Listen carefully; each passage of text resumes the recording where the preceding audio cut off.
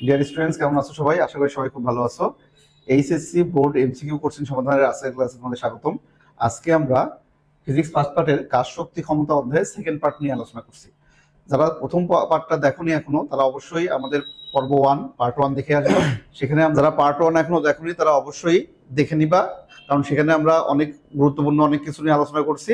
আজকে আমরা দ্বিতীয় পর্বে বাকি অর্ধেক নিয়ে আলোচনা করব। সো শুরু করা যাক। আসি আমরা প্রথমে আমাদের যে প্রশ্নটি আছে সেটি হলো 4 কেজি ও 9 কেজি ভরের দুইটি বস্তু সমান ভরবেগে গতিশীল। দুইটা বস্তুর ভরবেগ সমান, আমাদের ভর ভিন্ন ভিন্ন, এদের গতিশক্তির অনুপাত কত? তাহলে গতিশক্তি আমরা কি জানি? দেখো, যে গতিশক্তির সূত্র ছিল যে ইকে সমান সমান পি স্কোয়ার বাই 2m। ওকে, যে দুইটা বস্তুর ক্ষেত্রে সরাসরি গতিশক্তি এবং ভরবেগের মধ্যে রিলেশন হলে পি স্কোয়ার বাই 2m। যেহেতু ভরবেগ সমান, সো ভরবেগ যদি সমান হয় তাহলে গতিশক্তি ভরের সাথে কি হবে? ব্যস্তানুপাতিক। তাহলে গতিশক্তি ভরের ব্যস্তানুপাতিক। তাহলে ভর আছে কত? 4:4 আর 9, তাহলে এখন হবে 9:4। তাহলে আমাদের উল্টাই যাবে, যেহেতু ব্যস্তানুপাতিক 9:4। কিলোওয়াট ঘন্টা নিচের কোন রাশির একক? কিলোওয়াট ঘন্টা। তাহলে কিলোওয়াট ঘন্টার মধ্যে আমরা মূলত কি পরিমাপ করি? তাহলে ওয়াট ঘন্টা, আগে আসলে ওয়াট সেকেন্ড। তাহলে ওয়াটের সাথে, তাহলে ওয়াট মানে ক্ষমতা, তার সাথে সময় দিয়ে গুণ হয়, তাহলে ওই কাজ বা শক্তি। তাহলে আমরা বলবো কি কিলোওয়াট ঘন্টা হচ্ছে কাজ বা শক্তি। তাহলে আমরা এখানে শক্তি রাখবো। একটি ভারী বস্তুর ভর অপর একটি হালকা বস্তুর ভরের দ্বিগুণ। হালকা ও ভারী বস্তু দুটির গতিশক্তির অনুপাত কত হবে? আচ্ছা, হালকা ও ভারী বস্তু দুটির কি বলছে? গতিশক্তি। দেখো, গতিশক্তি তুলনা, তাহলে গতিশক্তি আমরা কি জানি? উল্টা, ব্যস্তানুপাতিক। তাহলে হালকা, তাহলে ভারী বস্তুর অনুপাত চাইছে হালকাতে আগে আছে। তাহলে হালকা যদি আগে থাকে তাহলে তার ভর কম, তাহলে তার গতিশক্তি বেশি হবে। তাহলে এটা দ্বিগুণ, তাহলে আমাদের হালকাটা দ্বিগুণ হবে, তাই 2:1 হবে, 1:2 না। যেহেতু হালকাটা আগে বলা আছে অনুপাতে, তার ভর কম, তার গতিশক্তি বেশি হবে। একটি বুলেটের গতিশক্তি কত গুণ হলে এটি এর প্রাথমিক বেগের 3 গুণ বেগ অর্জন করবে? আচ্ছা, তাহলে গতিশক্তি কত গুণ হলে এটি এর প্রাথমিক বেগের 3 গুণ বেগ অর্জন করবে? তাহলে মনে করো যে প্রাথমিক যদি আমাদের বেগ ধরে নিলাম যে ভি আছে, এই অবস্থায় তার গতিশক্তিকে 1, তাহলে 1/2 m ভি স্কোয়ার এটা আছে। এখন বলা হচ্ছে প্রাথমিক বেগ 3 গুণ, তাহলে বেগের সাথে গতিশক্তির সম্পর্ক কি? তাহলে আমাদের স্কোয়ারের সমানুপাতিক। তাহলে বেগ যদি 3 গুণ হতে হয় তাহলে গতিশক্তিকে কত হতে হবে? 9 গুণ, কারণ গতিশক্তিকে রুট করলে তো বেগ পাওয়া যাবে। তাহলে গতিশক্তিকে অবশ্যই 9 গুণ হলে তারপরে না বেগ 3 গুণ হবে।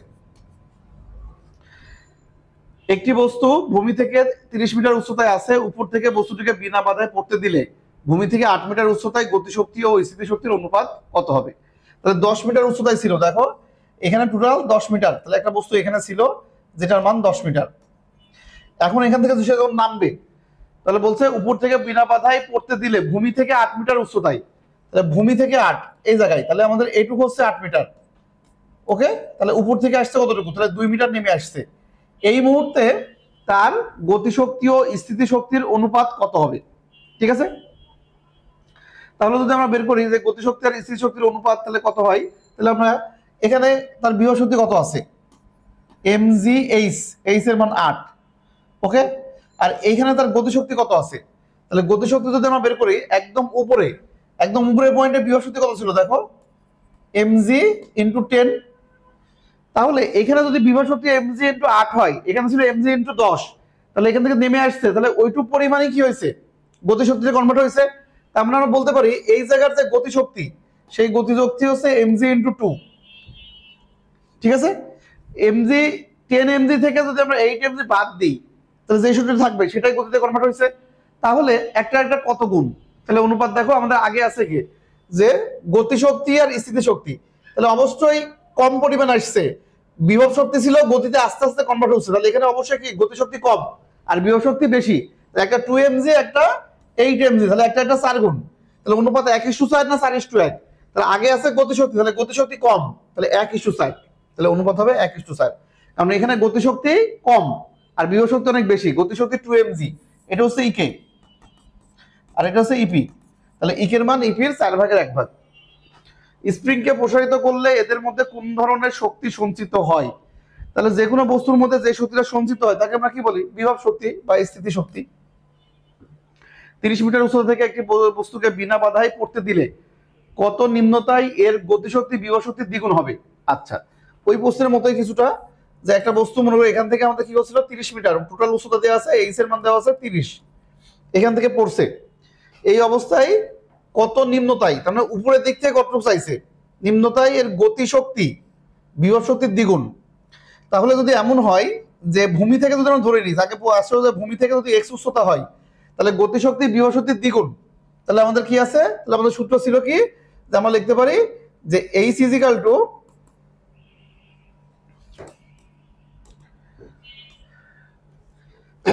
তাহলে এখানে আমরা কি জানি, একটা শর্টকাট সূত্র আছে, গতিশক্তি বিভব শক্তি যদি n গুণ হয় কত উচ্চতায়, তাহলে x equal to h by n plus 1। তাহলে এখান থেকে কিন্তু আমরা x এর মানটা খুব ভালোভাবে বের করতে পারি। তাহলে x এর মান কত আসছে, 30/3, তার মানে 10।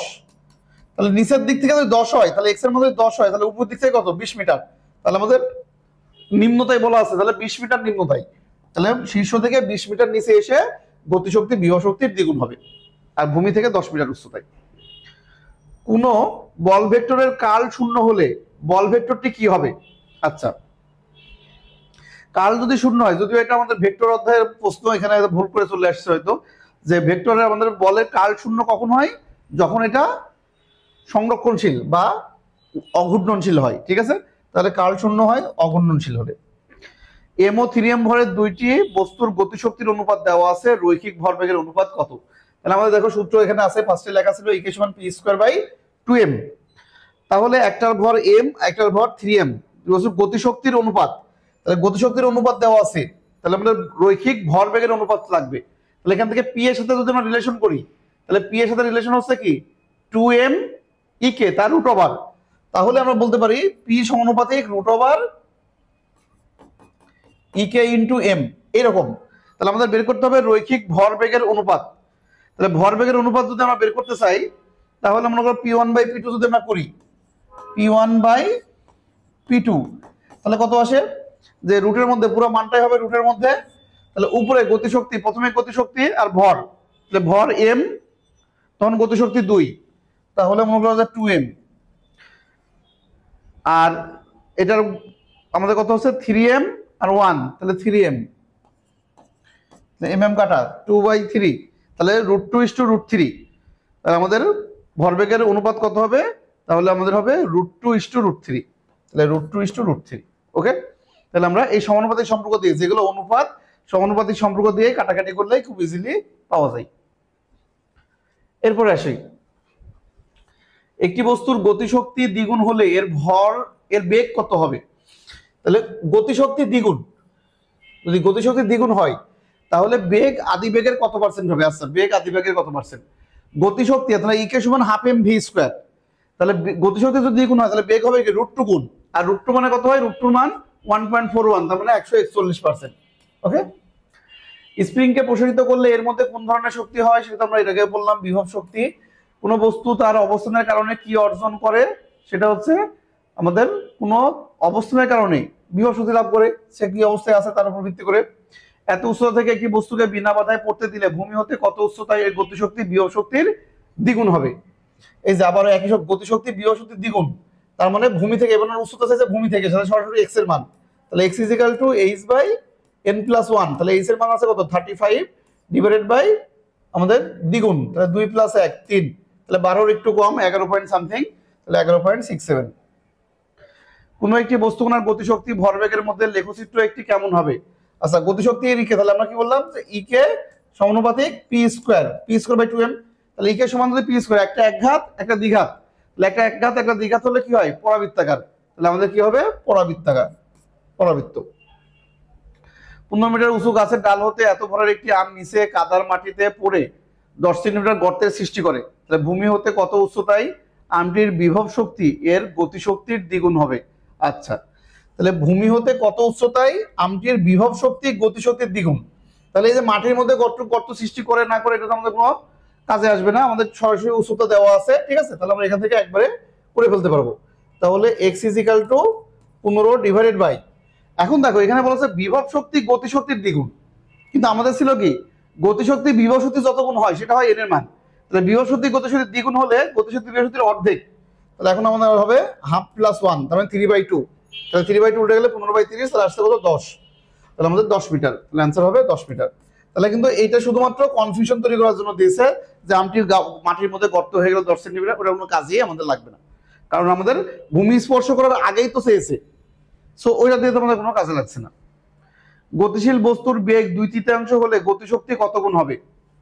বেগ যদি 2/3 হয় তাহলে আমরা তার কি হবে, স্কোয়ার হবে।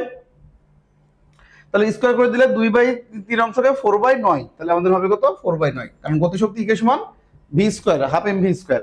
তাহলে বেগ 2/3 হলে তাহলে আমাদের কত হবে 4/9 গুণ হয়ে যাবে। বস্তুর ভর ধ্রুবক হলে রৈখিক ভরবেগ এবং গতিশক্তির লেখচিত্র, এই যে বললাম যে ভরবেগের গতিশক্তি কি প্যারাবোলা, তাহলে প্যারাবোলা আকারে কোনটা আছে, এ একটা আছে, এ একটা আছে, এর মধ্যে কোনটা হবে, যেহেতু ই কে সমান পি স্কোয়ার, তাহলে যদি পি যদি স্কোয়ার হয় তাহলে পি আছে কোন অক্ষে, পি আছে এক্স অক্ষে, তাহলে পরাবৃত্ত যেটা দ্বিঘাত হয় অক্ষ কি থাকে আমাদের, একঘাত যেটা তার সমান্তরাল থাকে অক্ষ, তাহলে অক্ষরেখা থাকবে হচ্ছে এখানে আমাদের ইকের সমান্তরাল এইটা, তাহলে আমাদের অ্যান্সার হবে এইটা। অথবা মনে রাখো যে যার উপরে পাওয়ারটা থাকে লেখের উত্তল অংশ তার দিকে থাকে, তাহলে এটা হবে আমাদের এই উত্তল অংশটা থাকবে পি এর দিকে। একটি বন্দুকের গুলির ভর ও বেগ যদি দ্বিগুণ করা হয় তাহলে গতিশক্তি কত গুণ হবে? দেখো ভর, তাহলে ভর দ্বিগুণ হলে গতিশক্তি আমরা কি জানি, গতিশক্তি ইকে সমান হাফ এম ভি স্কোয়ার, তাহলে ভরের সাথে সমানুপাতিক আর বেগের সাথে বর্গের সমানুপাতিক, তাহলে ভর দ্বিগুণ হলে ভর কত গুণ হচ্ছে দ্বিগুণ, তাহলে 2 গুণ হবে। আর বেগ, বেগ যদি দ্বিগুণ হয় তাহলে বেগের স্কোয়ার 4 গুণ হবে, তাহলে 4 দুগুণে 8 গুণ, তাহলে আমাদের অ্যান্সার হবে কত 8 গুণ। তাহলে অনুপাত বা গুণগুলো আমরা মুখে মুখে সূত্র থেকে সমানুপাতিক বা কি ধরনের রিলেশন সেখান থেকে ইজিলি করা যাবে, ঠিক আছে। দুটি বস্তুর গতিশক্তি সমান, প্রথমটির ভর অন্যটির 4 গুণ হলে এদের ভর বেগের অনুপাত কত? গতিশক্তি যদি সমান হয় তাহলে ভরবেগ আমরা কি জানি, তখন ভরবেগ সমানুপাতিক কি হয়ে যাবে, তাহলে এম ভরের সাথে সমানুপাতিক হবে। তাহলে প্রথমটির ভর অন্যটির 4 গুণ, তাহলে প্রথমটির ভর বেশি, তাহলে প্রথমটির ভর বেশি হলে ভরবেগও তার বেশি হবে, কিন্তু 4 কে রুট করলে কত হয় 2, তাহলে 2:1 হবে। তাহলে পির মান যেহেতু রুট এম, ঠিক আছে রুট এম আছে, তাহলে 4 গুণকে আমরা রুট করলে 2 হবে। এম ভরের একটি বস্তু এই উচ্চতা থেকে ভূমিতে পড়লো, ভূমি হতে কত উচ্চতায় গতিশক্তি বিভব শক্তির 3 গুণ হবে?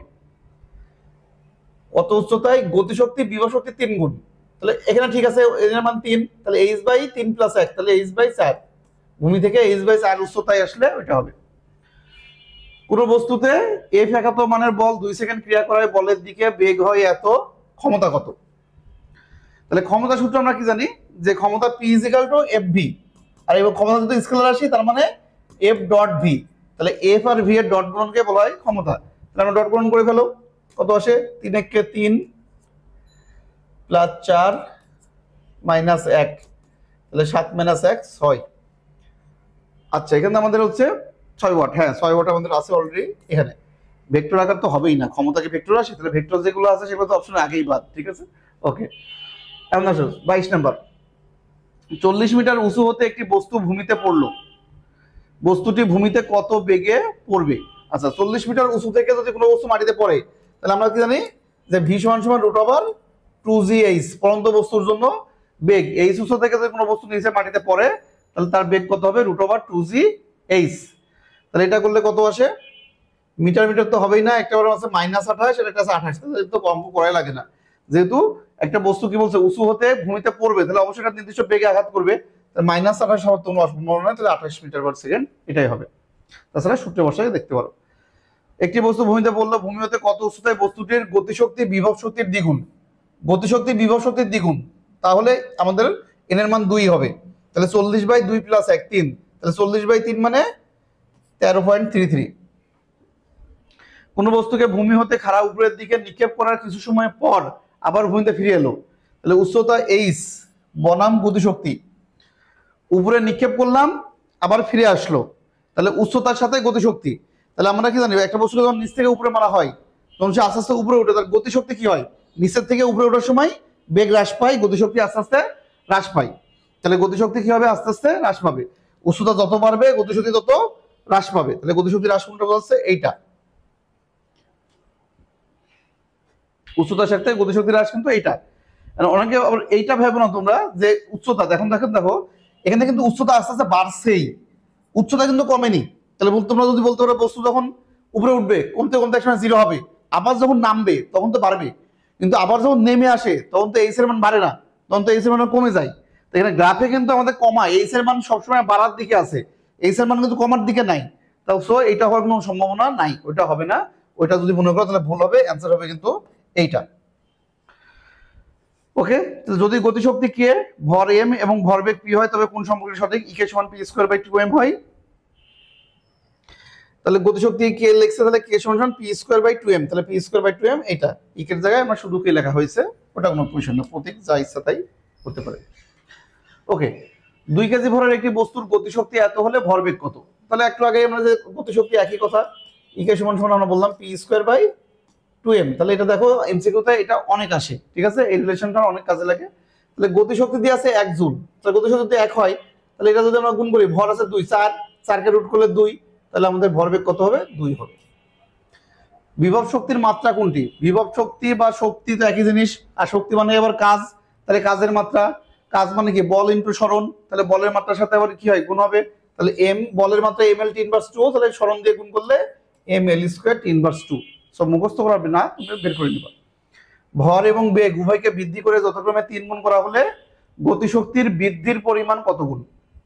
বৃদ্ধির পরিমাণ, তাহলে বলছে কি ভর এবং বেগ উভয় 3 গুণ, তাহলে ভর যদি 3 গুণ হয় তাহলে 3 গুণ, গতিশক্তি 3 গুণ করলে 9 গুণ, তাহলে কত আসে?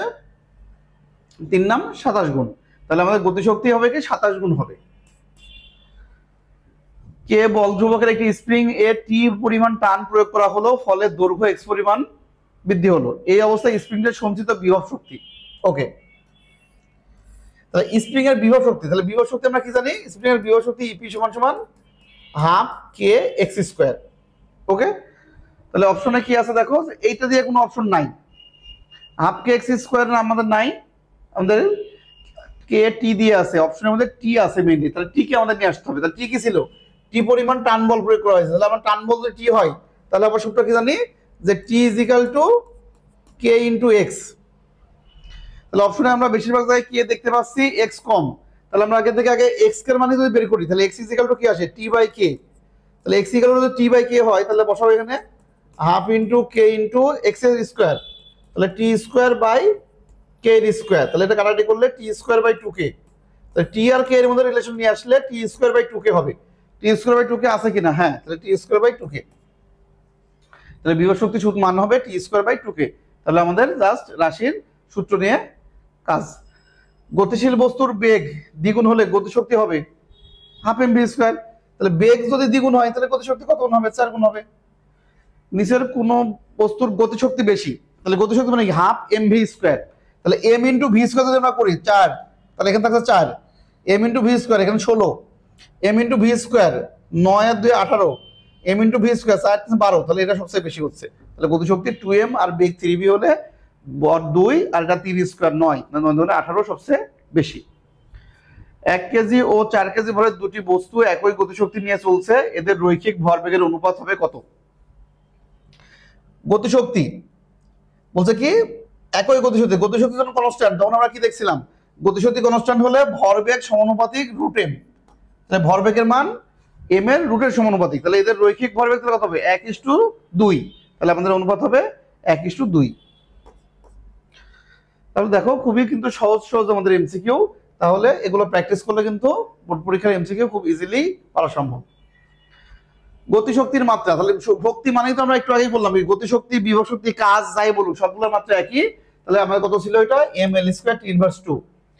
একটি বস্তু 20 মিটার উচ্চতা থেকে ভূমিতে পড়লো, এটি কত বেগে ভূমিতে আঘাত করবে? তাহলে এই সেম অঙ্ক আমরা একটু আগে করে আসলাম, বেগ v সমান √2gh, তাহলে জি এর মান তো আমাদের 10 বলে দিয়েছে, তারও ভালো, তাহলে 2g 20 ইন্টু 20 400, তাহলে করলে কত হয়? 20। 20 মিটার উঁচু থেকে পড়ন্ত বস্তু ভূমি হতে 5 মিটার উঁচুতে বিভব শক্তি ও গতিশক্তির অনুপাত কত? তাহলে 5 মিটার উঁচুতে বিভব শক্তি আর গতিশক্তির অনুপাত আমাদের বের করতে বলছে, কোথা থেকে? ভূমি হতে এখানে, তাহলে আমরা বলতে পারি ভূমি হতে উচ্চতা 5, তাহলে x এর মান 5, h এর মান 20 আর n + 1, তাহলে ভূমি থেকে যে উচ্চতা দিয়ে আছে n এর মান বের করলে আমরা অনুপাত পেয়ে যাব। তাহলে এখান থেকে কত আসে?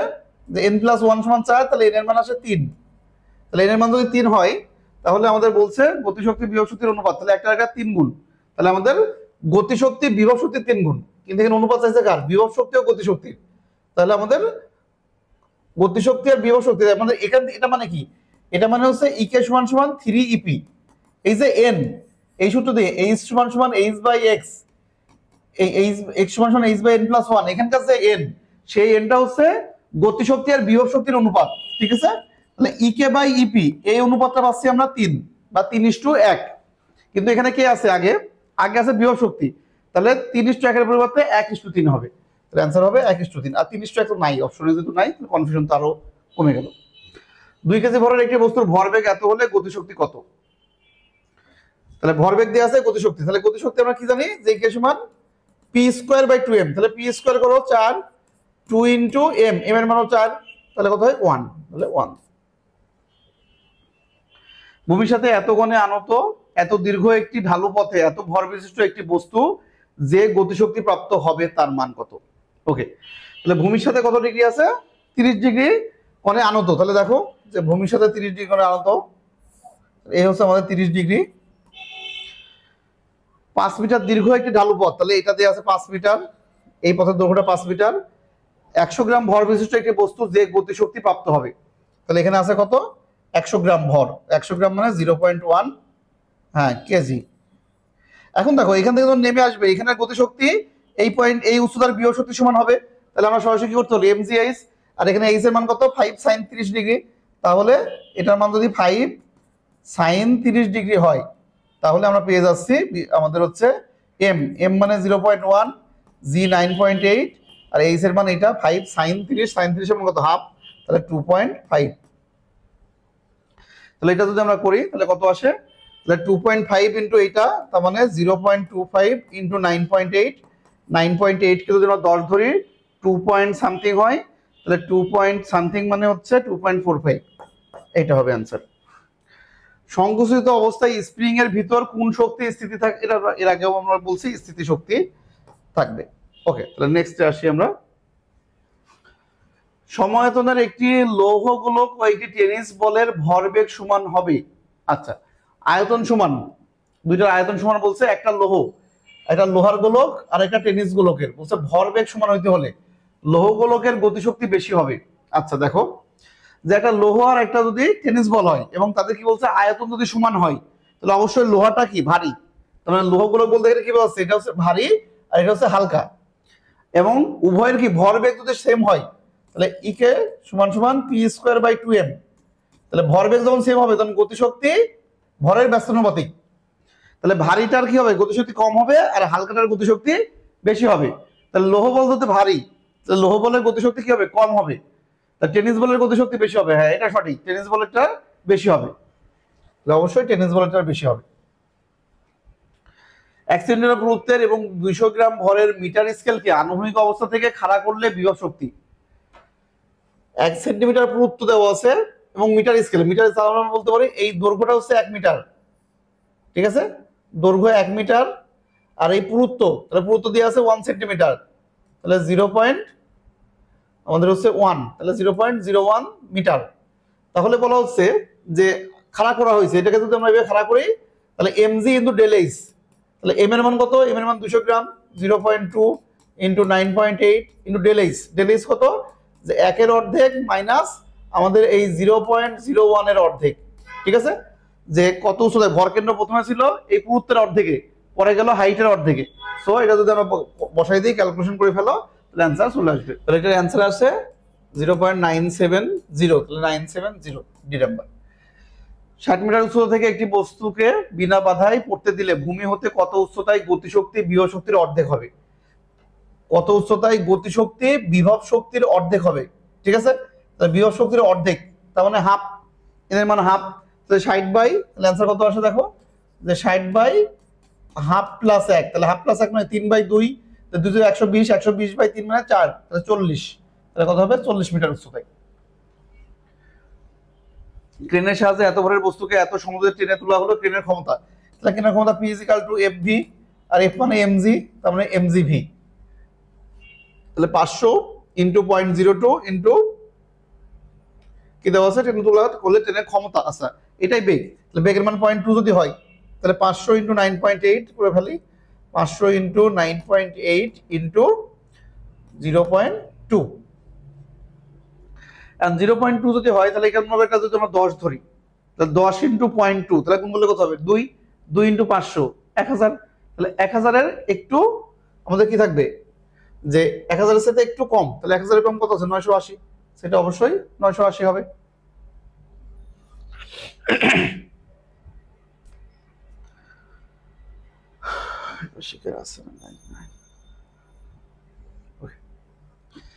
দেন আসো যে ক্ষমতার একক ওয়াট ও অশ্ব ক্ষমতা এর সম্পর্ক, তাহলে এক হর্স পাওয়ারের ওয়াটের সম্পর্ক কি জানি? 746 ওয়াট, এ তো আমাদের সংজ্ঞা।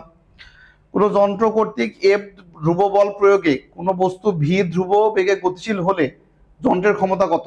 আচ্ছা, তাহলে আমাদের ক্ষমতা সূত্র কি বললাম কেবল? P is equal to F V, তাহলে P is equal to F V, তাহলে ক্ষমতা হবে P is equal to F V. তাহলে দেখো কাজ শক্তি ক্ষমতার অঙ্ক কিন্তু একদমই সহজ, কঠিন কিছুই না। তাহলে তোমরা একটু ভালোভাবে প্র্যাকটিস করলেই খুব ভালোভাবে ভালো করতে পারবে বলে আশা করি। আশা করি প্রশ্নগুলোর উত্তর তোমরা অবশ্যই বুঝতে পারছো। সো বাসায় নিজেরা আরেকবার ভালো করে প্র্যাকটিস করো, ওকে? এবং বইয়ের এর সাথে সাথে বইয়ে যে এমসিকিউ গুলো আছে সেগুলো তোমরা করে ফেলতে পারো, এবং মূল বইটা অবশ্যই রিডিং করে রাখবা, ঠিক আছে? কেননা জ্ঞানমূলক এমসিকিউ এর মধ্যে কিন্তু আমাদের বইটার রিডিং পড়ার কোনো বিকল্প নাই।